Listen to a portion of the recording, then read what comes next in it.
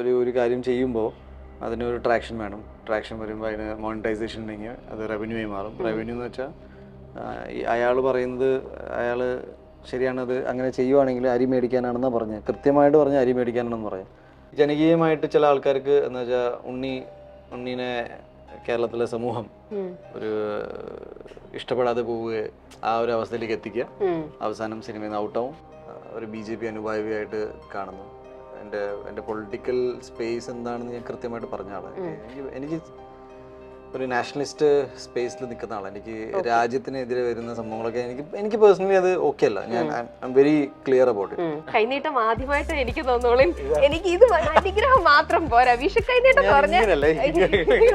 നീട്ടിയ കൈയാണ് കേട്ടോ, കാലിയാക്കി വിടരുത്. എഗ് വൈറ്റ് ആണോ തരണത് വിഷു കൈനീട്ടം? തിയേറ്ററിൽ പൂർണ്ണമായിട്ട് വരാത്തൊരു ഓഡിയൻസ് ഉണ്ടായിരുന്നു കുറച്ച് കാലങ്ങളായിട്ട്. ദിലീപ് സിനിമകൾക്ക് വരുന്ന ഒരു വലിയൊരു ഓഡിയൻസ് ഉണ്ടായിരുന്നു. അത് വന്ന പോലെയാണ് നമുക്ക് ഫീൽ ചെയ്തത്. ഇതൊന്നും എനിക്ക് തോന്നുന്നില്ല സാധാരണ ആൾക്കാർ ബ്രേക്ക്ഫാസ്റ്റ് കഴിക്കുന്നു.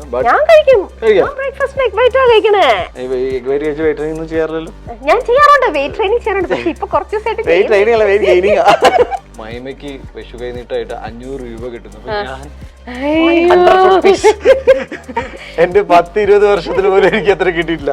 ഇപ്പൊ അതൊക്കെയാണ് ഞങ്ങൾക്കൊക്കെ കിട്ടുന്നത്. അങ്ങനെയാ ഇപ്പൊ. നാളെ എനിക്ക് എന്റെ പടം കഴിഞ്ഞിട്ടോന്ന് പറയാൻ ഒരു മടിയില്ല. എന്തെങ്കിലും ഒരു ബിസിനസ്സോ കാര്യങ്ങളോ എന്ന് വെച്ചാൽ ഞാൻ ഇത് വിട്ടിട്ട് എവിടെ പോകുന്നു വിചാരിക്കരുത്. എന്റെ ആറ്റിറ്റ്യൂഡ് എന്ന് വെച്ചാൽ ഞാൻ ഇവിടെ തന്നെ നിന്നിട്ട് എനിക്ക് ചില കാര്യങ്ങൾ ചെയ്യണം.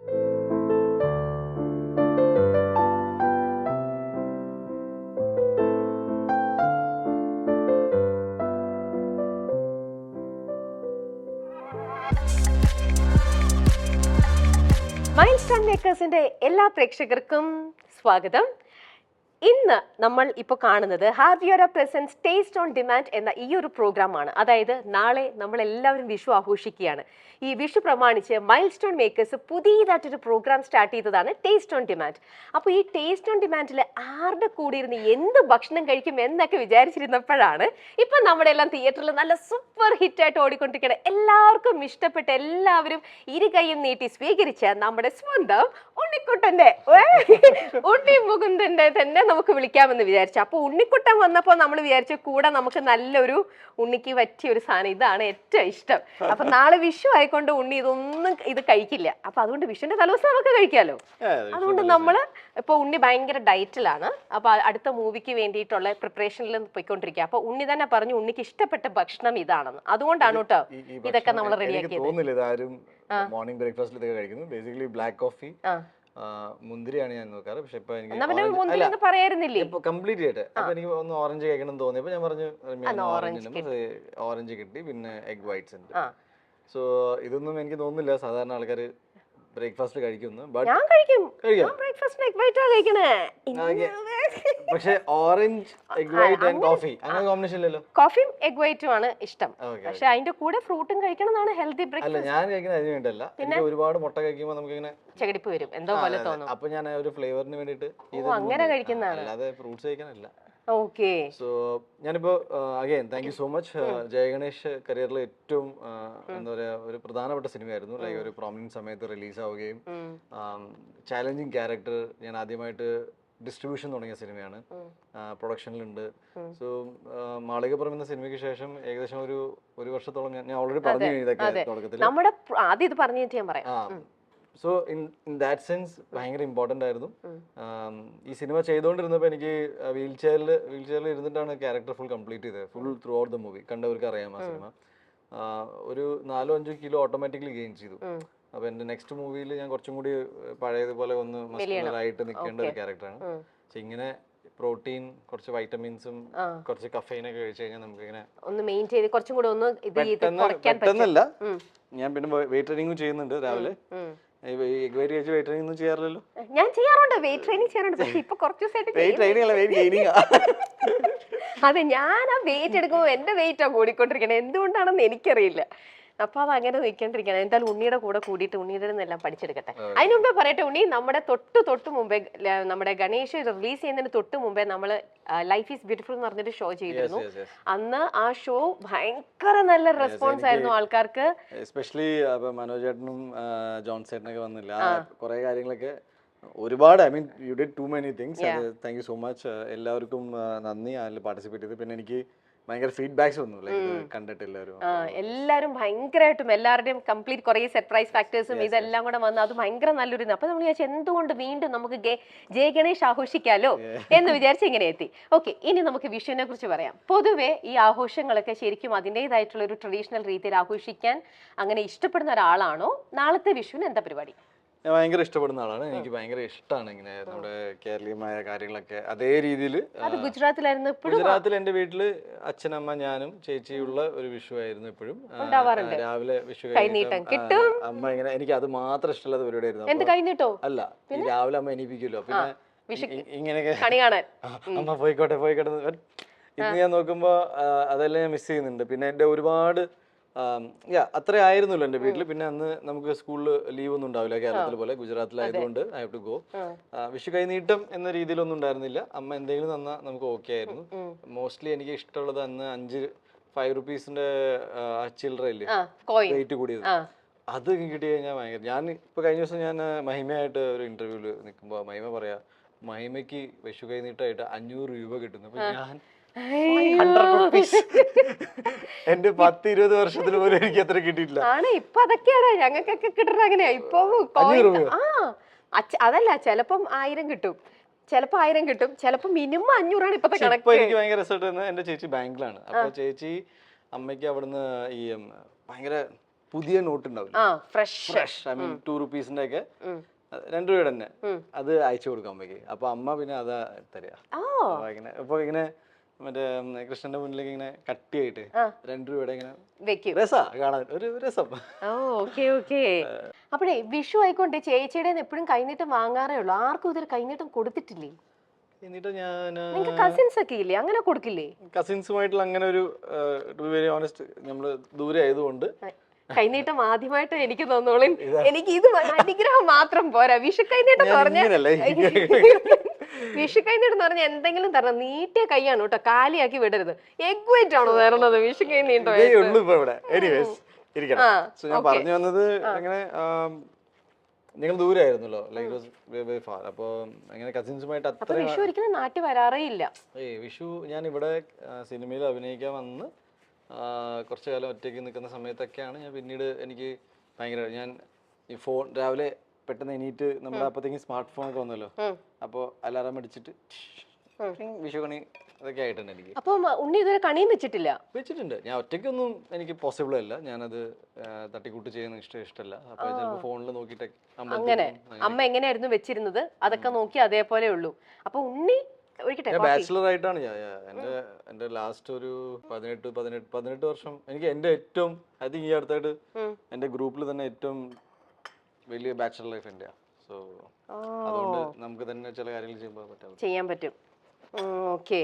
അപ്പം നമ്മുടെ നാട്ടിലിപ്പം വിഷു എന്ന് പറയുന്നത്, നമ്മുടെ നാട്ടിൽ എപ്പോഴും വെക്കേഷൻ. ഇപ്പൊ പറഞ്ഞു നേരത്തെ നിങ്ങളുടെ അവിടെ സ്കൂൾ ഇതും വെക്കേഷൻ ഒന്നുമില്ല, ക്ലാസ് ഒക്കെ ഉണ്ട് അങ്ങനെയൊക്കെ ആയിട്ട്. അപ്പം ഇവിടെ വെക്കേഷൻ ഒക്കെ ആകുമ്പോഴത്തേക്ക് ഇപ്പൊ ഇവിടെയാണല്ലോ കുറച്ച് നാളുകളായിട്ട്. അപ്പൊ ഈ ഒരു വെക്കേഷൻ ടൈമിൽ എങ്ങനെയാ വിഷു എന്നുള്ള പറയുമ്പോൾ വിഷു ഇപ്പൊ റീസെന്റ് ആയിട്ടുള്ള വിഷു എങ്ങനെയാ ആഘോഷിക്കുന്നത്? ഭയങ്കര സദ്യ, പിന്നെ വിഷു കൈ എന്താ പറയാ, വിഷുകണിക്കാണ്. അമ്മ കഴിഞ്ഞ 5-6 വർഷമായിട്ട് ഇവിടെ ഉണ്ട് ഒറ്റപ്പാലത്ത്. അപ്പൊ അത് സംഭവിക്കുന്നുണ്ട്. ഞാൻ ലൊക്കേഷനിലാണെങ്കിൽ നോർമൽ ഡേ ആക്ച്വലി. എനിക്ക് ഓണമാണ് പിന്നെയും കുറച്ചും കൂടി ഫീൽ ചെയ്യാറ്. ഒരു സെലിബ്രേഷൻ മൂഡ് കൂടുതൽ കിട്ടുന്നത് അതിനാണ് അല്ലേ?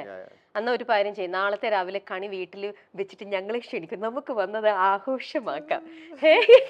നമുക്ക് പുതിയ ഇനിയിപ്പോ അടുത്ത വർഷത്തെ വിഷു ആകുമ്പോഴത്തേക്ക് പുതിയ വീടായി, പുതിയ ബംഗ്ലോ ആയി, അന്നേരത്തേക്ക് നമുക്ക് അവിടെ കാര്യമായിട്ട് അങ്ങ് സെറ്റപ്പ് ചെയ്യാലോ. അതൊരു വലിയ സംഭവമായിരിക്കും. പൊതുവെ നമ്മുടെ ഈ ഒരു മാളികപ്പുറം എന്ന് പറയുന്നത് ശരിക്കും അതിൽ അഭിനയിച്ചപ്പോഴോ എത്രയോ തവണ സ്ക്രിപ്റ്റ് കേട്ടപ്പോഴോ ഒരിക്കലും ഉണ്ണി വിചാരിച്ചിട്ടുണ്ടായിരുന്നില്ല ഇതിങ്ങനെ ഒരു സൂപ്പർ ഹിറ്റ് ആകുമെന്നോ, ഇത്ര ഒരു ഇത് വരും എന്നൊക്കെയോ അല്ലേ? ആ ഒരു തിയേറ്ററിലൊക്കെ ഇത് സംഭവമായിട്ട് എല്ലാവരും ഇതാകണു എന്നൊക്കെ പറഞ്ഞപ്പം ഉണ്ണിയുടെ ലൈഫിന് ആ ഒരു സക്സസ് എത്രത്തോളം മേക്ക് ഓവർ ചെയ്തു? ആ ഒരു മാളികപ്പുറം എന്ന സിനിമയുടെ കഥ കേട്ടപ്പോൾ എനിക്ക് ഒരു കാര്യം ഉറപ്പായി, നല്ലൊരു സിനിമ നമുക്ക് ഉണ്ടാക്കിയെടുക്കാന്ന്. ഗ്രാവിറ്റി ഓഫ് സക്സസ്, എത്ര വലിയ സക്സസ് ആയിരിക്കും, ആൾക്കാർക്ക് എത്രത്തോളം ഇത് ഇഷ്ടപ്പെടുന്നു, അത് ഒരു സിനിമയെ കുറിച്ച് നമുക്ക് അങ്ങനെ ഗേജ് ചെയ്യാൻ പറ്റില്ല. അറ്റ്ലീസ്റ്റ് ഞാൻ ഇപ്പോൾ മെയിൻറ്റെയിൻ ചെയ്യുന്ന ഒരു കോൺഫിഡൻസ് ലെവൽ എന്താണെന്ന് വെച്ചാൽ ഒരു മിനിമം എനിക്ക് എൻ്റെ സിനിമ ഈ ലെവലിലേക്ക് എത്തിക്കാൻ പറ്റുന്നുണ്ട്. മിനിമം ഞാൻ എസ്പെഷ്യലി UMF എന്ന എൻ്റെ പ്രൊഡക്ഷൻ കമ്പനി തുടങ്ങിയപ്പോൾ നമുക്കൊരു ക്വാളിറ്റി കൺട്രോളിൽ നമുക്കൊരു സ്പേസ് ഉണ്ട്. ബട്ട് സിനിമ എത്രത്തോളം ഹിറ്റ് ആവുമെന്ന് അറിയില്ല. മാളികപ്പുറം പോലത്തെ എൻ്റെ കരിയറിൽ ഇങ്ങനെ ജനകീയമായിട്ട് ഒരു വലിയ ഹിറ്റും പിന്നെ ഓൾ ഏജ് കാറ്റഗറിയിൽ മാത്രമല്ല കുറച്ചുകൂടി ഡീപ്പറായിട്ട് ഇപ്പം 5 വയസ്സുള്ള ഒരു മോന് അവൻ എൻ്റെ പേര് അറിഞ്ഞില്ലെങ്കിലും എന്നെ തിരിച്ചറിയാൻ തുടങ്ങി. മുത്തശ്ശിമാര് ഒരു വലിയൊരു ഓഡിയൻസ്. എനിക്ക് തിയേറ്റർ സ്പേസിൽ നിന്ന് എനിക്ക് ഒരുപാട് കോൾ വന്നിട്ടുണ്ടായിരുന്നു. ഇങ്ങനെ തിയേറ്ററിൽ പൂർണ്ണമായിട്ട് വരാത്തൊരു ഓഡിയൻസ് ഉണ്ടായിരുന്നു കുറച്ച് കാലങ്ങളായിട്ട്. അവരെല്ലാം തിയേറ്ററിൽ നിന്റെ സിനിമ കൊണ്ടുവന്നു. എസ്പെഷ്യലി ദിലീപേട്ടൻ്റെ എന്നോട് പറഞ്ഞത് എങ്ങനെയായിരുന്നു, ദിലീപ് സിനിമകൾക്ക് വരുന്ന ഒരു വലിയൊരു ഓഡിയൻസ് ഉണ്ടായിരുന്നു. അത് വന്ന പോലെയാണ് നമുക്ക് ഫീൽ ചെയ്തത്. അപ്പോൾ ഫാമിലി ആൻഡ് കിഡ്സ്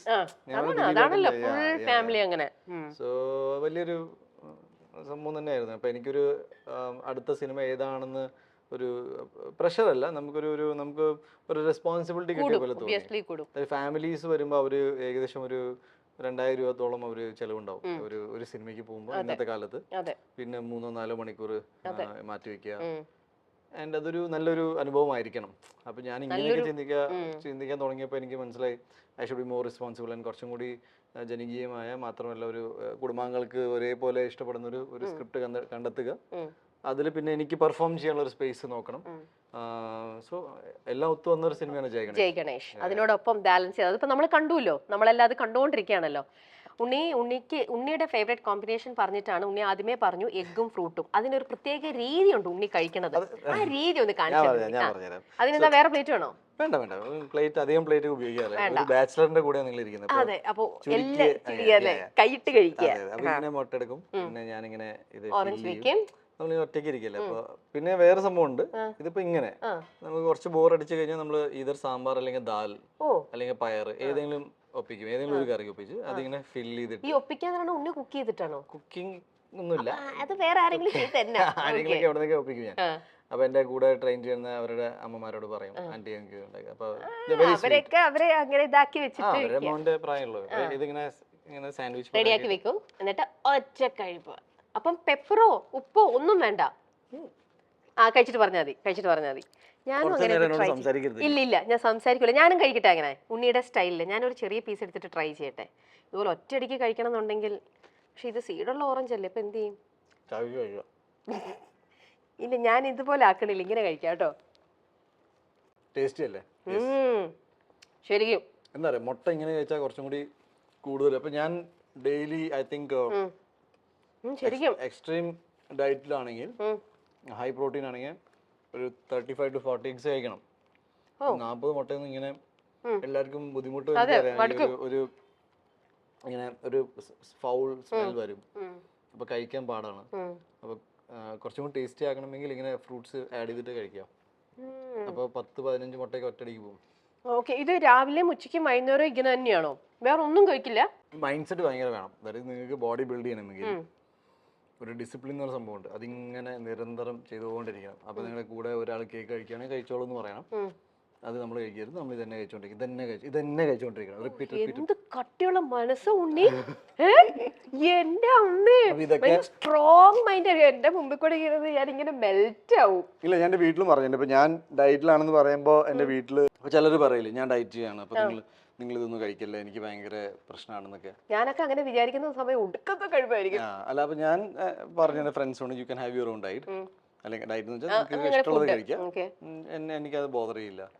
അപ്പോൾ ഡയറ്റിലാണ് കഴിഞ്ഞാൽ ഞാനൊരു 3-4 മാസം അല്ലെങ്കിൽ കൃത്യമായിട്ട്, ഇപ്പൊ പണ്ടത്തെ പോലെ ഒന്നും എനിക്ക് ഒരു 5 മാസത്തിലൊന്നും അങ്ങനെ റിസൾട്ട് വന്നിട്ടില്ല. എനിക്ക് ഈ അടുത്തായിട്ടാണ്, like we would have started by ഒരു 6 months ആയി കാണും. ഇപ്പോൾ 7ാമത്തെ മാസമാണ് ഇതിങ്ങനെ ചേഞ്ച് വരുന്നത്.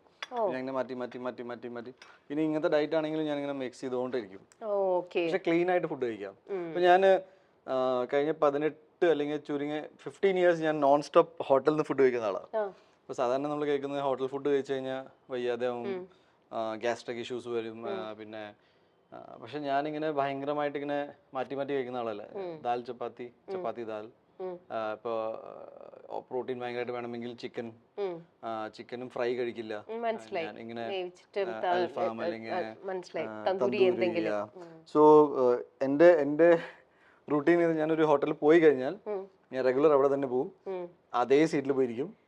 അവിടെ അതേ 4 ദിവസം കഴിഞ്ഞാൽ അയാൾ അതേ ഫുഡായിട്ട് വരും, സെയിം മെനു. അപ്പൊ എനിക്കൊന്നും പറയും വേണ്ട. അത് തന്നെയാണ് ഉണ്ണിയുടെ ക്യാരക്ടറും. ചോദിക്കട്ടെ, ഇതേ ഒരേപോലെ ഒരേ രീതി, അങ്ങനെ ഒരു മാറ്റം ഇല്ലാത്തൊരു ക്യാരക്ടറും ആണോ? റിജിഡ്നെസ് ഉണ്ട് ലൈഫിൽ, പക്ഷെ ഇപ്പോഴത്തെ ഉള്ള എല്ലാ റിജിഡ്നെസ് ഭയങ്കര നല്ലതാണെന്ന് എനിക്ക് തോന്നിയത്. എനിക്കങ്ങനെ ഒരു I'm not a smoker. ഇപ്പൊ എനിക്കങ്ങനെ ചെയിൻ സ്മോക്കിംഗ് പരിപാടിയൊന്നുമില്ല. ഇപ്പൊ ഞാൻ സിനിമയ്ക്ക് വേണ്ടി ഏതെങ്കിലും ഒരു സീനിൽ, ഇപ്പൊ ഞാൻ മാർക്കോ എന്ന് പറഞ്ഞ ഞാനിപ്പോ ചെയ്തോണ്ടിരിക്കുന്ന ട്രാൻസ്ഫോർമേഷൻ മാർക്കോ എന്ന് പറഞ്ഞൊരു ക്യാരക്ടർ വേണ്ടിയാണ്. അയാൾ സിഗാർ വലിക്കുന്ന ആളാണ്.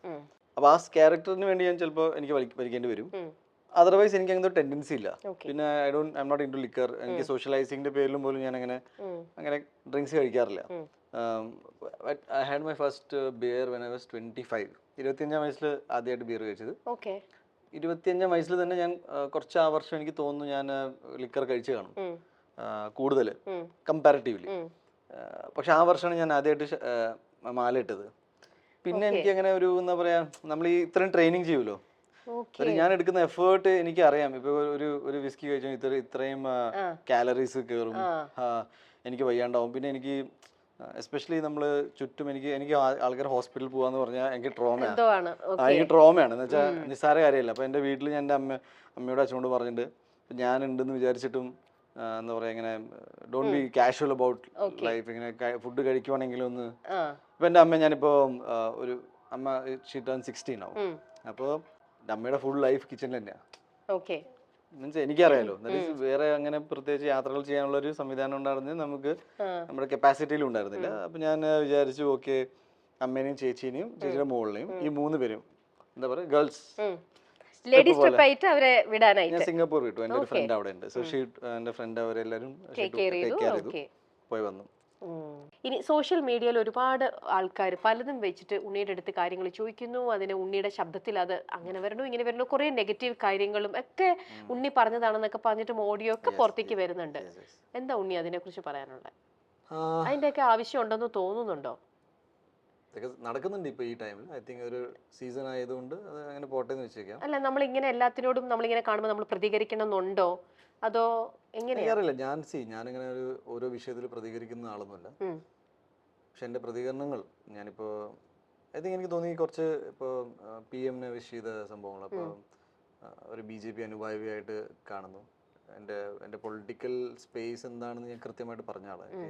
എനിക്ക് ഒരു നാഷണലിസ്റ്റ് സ്പേസിൽ നിൽക്കുന്ന ആളാണ്. എനിക്ക് രാജ്യത്തിനെതിരെ വരുന്ന സംഭവങ്ങളൊക്കെ എനിക്ക് പേഴ്സണലി അത് ഓക്കെ അല്ല. ഞാൻ I am very clear about it. അപ്പോൾ ചില കാര്യങ്ങൾ നമ്മൾ ചെയ്യുന്നതും അല്ലെങ്കിൽ അവർക്ക് ചിലപ്പോൾ എല്ലാം പൊളിറ്റിക്കൽ ഐഡിയോളജിക്കൽ സ്പേസിലായിരിക്കും ചിന്തിക്കുന്നുണ്ട്. അപ്പോൾ ഭൂരിഭാഗത്തിന് അതിനോട് വിയോജിപ്പുണ്ടെന്നാണ് ഞാൻ വിശ്വസിക്കുന്നത്. ലൈക്ക് PM-നെ വിഷ് ചെയ്യാൻ പാടില്ല എന്ന് വരെ എന്നോട് പറഞ്ഞിട്ടുണ്ട്. ഹനുമാൻ സ്വാമീനെ പൂജിക്കാൻ പാടില്ല, കൊറോണ വരെ പോകുമെന്നൊക്കെ പറഞ്ഞിട്ട് സില്ലി കാര്യങ്ങൾ. അപ്പോൾ ഞാൻ ആ സമയത്ത് ആദ്യമായിട്ടൊക്കെ നോക്കുമ്പോൾ റിയാക്ട് ചെയ്തിട്ടുണ്ട്. ഈ റിയാക്ഷൻ ഇങ്ങനെ ആൾക്കാർ വെയിറ്റ് ചെയ്ത് ഇപ്പോൾ ഒരു അവസരം കിട്ടുമ്പോൾ ഞാൻ ജയശ്രീറാം വിളിക്കാത്തവർ എൻ്റെ സിനിമ കാണില്ല എന്ന് അവർ പറയുന്നു. ഇപ്പോൾ ലേറ്റസ്റ്റ് ഏതെങ്കിലും ഇഷ്യൂ ഉണ്ടെങ്കിൽ അതിന് പോപ്പുലർ ഒപ്പീനിയൻ എന്തായിരിക്കും അതിൻ്റെ വിപരീതമായിട്ട് എൻ്റെ ഒരു ഫോട്ടോയും ഒരു ആർട്ടിക്കിൾ വെച്ചിട്ട് എല്ലാവരും അടിച്ചുവിടും. ഇലക്ഷൻ സമയത്ത് എൻ്റെ പേര് വരും. അപ്പോൾ ഞാൻ മനസ്സിലാക്കുന്നത് ഈ ജനകീയമായിട്ട് ചില ആൾക്കാർക്ക് എന്ന് വെച്ചാൽ ഉണ്ണീനെ കേരളത്തിലെ സമൂഹം ഒരു ഇഷ്ടപ്പെടാതെ പോവുകയെ ആ ഒരു അവസ്ഥയിലേക്ക് എത്തിക്കുക, അവസാനം സിനിമയിൽ നിന്ന് ഔട്ടാവും. അപ്പോൾ സംഭവം ഇതായിരിക്കും. ഇതിന് മുകളിൽ പ്രത്യേകിച്ച് സംഭവം. ഇപ്പം ഞാൻ സിനിമകൾ ചെയ്യാതിരുന്നു കഴിഞ്ഞാൽ ഈ വാർത്തകൾക്ക് ഒന്നും ഉണ്ടാവില്ല. പക്ഷെ ഇത് മാത്രമല്ലല്ലോ ഉണ്ണി, ഇപ്പം ഉണ്ണിയും ഒരു സോഷ്യൽ മീഡിയ ഒരു ഇൻഫ്ലുവൻസറും നിങ്ങൾ തമ്മിൽ ഒരു വാക്കുതർക്കം ഉണ്ടായി. അതിപ്പോ ഭയങ്കരമായിട്ട് ഇങ്ങനെ അതിന്റെ ഓഡിയോ ഇങ്ങനെ പോയിക്കൊണ്ടിരിക്കണ്ടേ, അതാണെങ്കിലോ അതിനെ കുറിച്ചാണെങ്കിലോ? അത് ഞാൻ പറഞ്ഞിട്ട് സിനിമയായിട്ട് കാണാതെ ഒരു സ്പെക്യുലേഷൻസും മറ്റു കാര്യങ്ങളൊക്കെ വരുമ്പോൾ അങ്ങനെയാ തോന്നുന്നത്. എനിക്ക് സഹിക്കാൻ പറ്റിയില്ല കുറെ കാര്യങ്ങളൊക്കെ. പിന്നെ ഞാൻ മനസ്സിലാക്കുന്നു അത് ജീവിക്കാൻ വേണ്ടിയാണ്. ഇപ്പൊ ഈ ഒരു കാര്യം ചെയ്യുമ്പോൾ അതിനൊരു ട്രാക്ഷൻ വേണം. ട്രാക്ഷൻ വരുമ്പോൾ അതിന് മോണിറ്റൈസേഷൻ ഉണ്ടെങ്കിൽ അത് റവന്യൂയായി മാറും. റവന്യൂ എന്ന് വെച്ചാൽ അയാൾ പറയുന്നത് അയാൾ ശരിയാണത് അങ്ങനെ ചെയ്യുവാണെങ്കിൽ അരി മേടിക്കാനാണെന്നാണ് പറഞ്ഞത്. കൃത്യമായിട്ട് പറഞ്ഞാൽ അരി മേടിക്കാനാണെന്ന് പറയാം. അങ്ങനെ ഒരാൾ പറയണേ ഞാൻ അന്നത്തിന് വേണ്ടിയിട്ടാണ് ഞാനിത് ചെയ്യുന്നതെന്ന് പറയുമ്പോൾ പിന്നെ I think I have to respect that. Okay, ഒരാൾ പച്ചയ്ക്ക് പറഞ്ഞു ഞാനിത് ഇങ്ങനെയൊക്കെ ചെയ്യുന്നതും സംസാരിക്കുന്നതും എൻ്റെ ഊഹാബോധങ്ങൾ പങ്കുവയ്ക്കുന്നതും അത് നിങ്ങളെ ഏത് രീതിയിൽ ബാധിച്ചാലും എനിക്ക് വിഷയമില്ല, ബിക്കോസ് ഞാൻ അരി മേടിക്കാനാണെന്ന്. ഞാനും ജീവിക്കാൻ വേണ്ടി തന്നെയാണ് ഈ പണിയെടുക്കുന്നത്. പുള്ളിയും അത് ചെയ്യണേ. പുള്ളിയുടെ വീട്ടിൽ ഞാൻ ഞാൻ ഒരുപാട് തെറിയൊക്കെ പറഞ്ഞിട്ടുണ്ട് പുള്ളിനെ. പുള്ളിയുടെ വീട്ടിൽ അച്ഛനും ഉണ്ടാവും, അമ്മയുണ്ടാവും, ഭാര്യ ഉണ്ടെന്ന് ഞാൻ മനസ്സിലാക്കുന്നു, സുഹൃത്തുക്കളെ കുട്ടികളോ ഉപയോഗിട്ട് ഈ അരി ആ വീട്ടുകാർ തന്നെ കഴിക്കണ്ടാവുക. അപ്പോൾ എൻ്റെ തെറി കേട്ടിട്ട് ഒരു വീട്ടിൽ ഒരു അരി വാങ്ങേണ്ട ഒരു നല്ല കാര്യം സംഭവിച്ചിട്ടുണ്ടെങ്കിൽ അത് ഐ വെൽക്കം ഇറ്റ്. എനിക്ക് അത്രയും പറയാം. ബിക്കോസ് അയാൾ പറയാനില്ല ഞാൻ ഉറച്ചു നിൽക്കുന്നു ഇതിനാണെന്ന്. പക്ഷെ അരി മേടിക്കാനാണെന്ന് പറഞ്ഞപ്പോൾ പിന്നെ ഞാൻ സത്യത്തിൽ അന്ന് തൊട്ട് പിന്നെ എനിക്കൊന്നും പറയാൻ പറ്റാത്ത അവസ്ഥയായിപ്പോയി. ആൻഡ് അതിൽ സംഭവിച്ചത് എന്താ വെച്ചാൽ പെട്ടെന്ന് നമ്മൾ 10-12 വർഷം ഒരു സ്ഥലത്ത് നിന്ന ഒരാളെ ഒറ്റയടിക്ക് ജഡ്ജ് ചെയ്തിട്ട് നിങ്ങൾ പ്രിവിലേജ് സ്ഥാനത്ത് നിൽക്കുന്ന ഒരു സിനിമാ നടൻ ഒരു സാധാരണ യൂട്യൂബറിനെ വിളിച്ച് തെറി വിളിക്കുന്നു. ഞാൻ 5 മിനിറ്റിൽ മാപ്പും പറഞ്ഞിട്ടുണ്ടായിരുന്നു. അയാളൊരു ഇപ്പം ഞാൻ നോക്കുമ്പോൾ എൻ്റെ ഫ്രണ്ടിങ്ങനെ അയച്ചത്. പിന്നെയും എൻ്റെ പ്രോബ്ലം എന്ന് വെച്ചാൽ ഈ കണി കണ്ട സാധനം എല്ലാം എൻ്റെ വാട്സപ്പൊക്കെ ആയതുകൊണ്ട് നമ്മളിലേക്ക് എത്തും. അപ്പോൾ പുള്ളി ഇപ്പോഴും ഇട്ടത് മറ്റേ എഡിറ്റ് ചെയ്ത ചെറിയ പോർഷൻ. അപ്പോൾ പേടി ഉണ്ടാവും എന്ന് വെച്ചാൽ ഞാൻ സംസാരിച്ചതും ഞാൻ പറഞ്ഞ ചില കാര്യങ്ങളുണ്ട്. ഞാൻ പറഞ്ഞു നിങ്ങൾ ഉദ്ദേശിക്കുന്ന പോലെ ഈ ഹിന്ദുത്വ അജണ്ട എടുക്കാനോ അല്ലെങ്കിൽ മറ്റേ ഭക്തി വിട്ട് ജീവിക്കാൻ അങ്ങനത്തെ ഒരാളല്ല ഞാൻ. ബിക്കോസ് എനിക്ക് അതിൻ്റെ ആവശ്യമില്ല.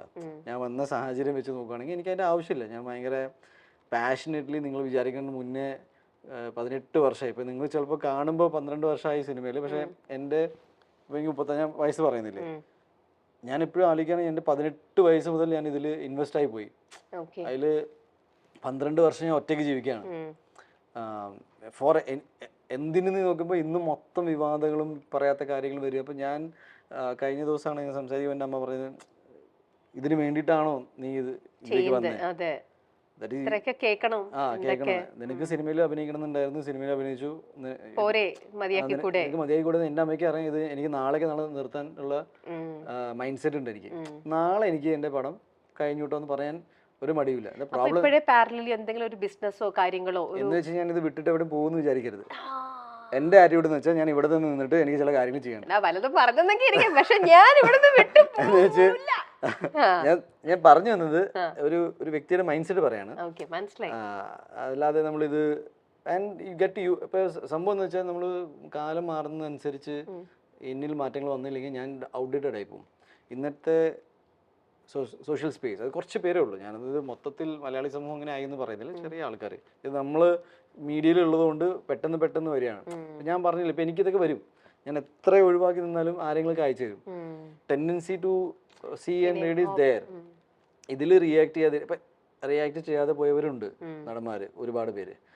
ഞാൻ വന്ന സാഹചര്യം ഈസ് വെരി ഡിഫറെൻറ്റ്. എനിക്കത് എക്സ്പ്ലെയിൻ ചെയ്യാൻ, ഞാനത് സിമ്പതി ലൈനിൽ പോലും സംസാരിക്കാറില്ല. ദാറ്റ് ഈസ് ഞാനിങ്ങനെ കഷ്ടപ്പെട്ട് ട്രെയിൻ പിടിച്ച് ഇങ്ങോട്ട് വന്നു, അപ്പോൾ ഭയങ്കര ബുദ്ധിമുട്ടിയിട്ട് എനിക്ക് അങ്ങനെയല്ല. I am very proud of what has happen in my life. എൻ്റെ ലൈഫിലുണ്ടായ എല്ലാ കേസും അക്കാലത്ത് എല്ലാം ഞാൻ നേരിട്ട് പോയി കോടതിയിൽ 27-ാം വയസ്സ് ഞാൻ കോടതി കയറിയ ആളാണ്, ഒന്നും ചെയ്യാത്തതിന് പേരിൽ. ഞാൻ എന്തിനാ പോയെന്ന് വെച്ചാൽ എനിക്കൊരു 10, 50, 60 വയസ്സ് ആകുമ്പോൾ ഞാൻ തിരിഞ്ഞു നോക്കുമ്പോൾ എനിക്ക് നോക്കണം, ഓൺലി യു ഫേസ്ഡ് ഇറ്റ്. അതായത് വെറുതെ വന്ന് ഇവിടെ ഇരിക്കില്ല എന്ന് എനിക്ക്. ചിലരുടെ ആറ്റിറ്റ്യൂഡ് എങ്ങനെ ആയി പോലും. ഇപ്പം സ്വഭാവം മാറ്റാൻ പറ്റില്ലല്ലോ. സ്വഭാവം മാറ്റാന്ന് വെച്ചാൽ ഞാൻ എൻ്റെ 2 വേഷം ഉണ്ട്. ഇപ്പം നിങ്ങൾ കണ്ടിട്ട് ഞാൻ 2 എക്സ്ട്രീമിൽ ജീവിക്കുന്ന ആളാണ്. എനിക്ക് ഇതിൻ്റെ നടുക്ക് ഡിപ്ലോമാറ്റിക് ലൈൻ പിടിച്ച് എനിക്ക് വളരെ കൃത്യമായിട്ട് കേരളത്തിൽ എന്ത് പറഞ്ഞാലാണ് ആൾക്കാർ തിരിക്കാമെന്ന് എനിക്കറിയാം. ബിക്കോസ് മീഡിയാസ് എന്നെ പഠിപ്പിച്ചത് അതാണ്. ഇപ്പോൾ തെറ്റായ വാർത്ത എനിക്കും ഇടാൻ അറിയാം. ഞാനും ഇങ്ങനെ എനിക്ക് ഇന്ന കാര്യങ്ങളോട് യോജിപ്പുണ്ടെന്ന് ഇട്ട് കഴിഞ്ഞാൽ നാളെ ഇത് തീരും. എന്നെ ഇപ്പോൾ പൊളിറ്റിക്കലി ലെവലിൽ പറയുകയാണെങ്കിൽ എനിക്ക് നാളെ തൊട്ട് അടുപ്പിച്ച് ഞാൻ പോസ്റ്റ് ഇട്ടുകൊണ്ടിരിക്കും.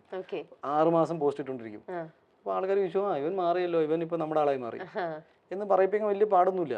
അത് ഞാൻ പഠിച്ചത് ഇവിടുത്തെ മീഡിയാസാണ്. ഞാൻ പഠിച്ചത് ഇവിടുന്ന് കേട്ടോ.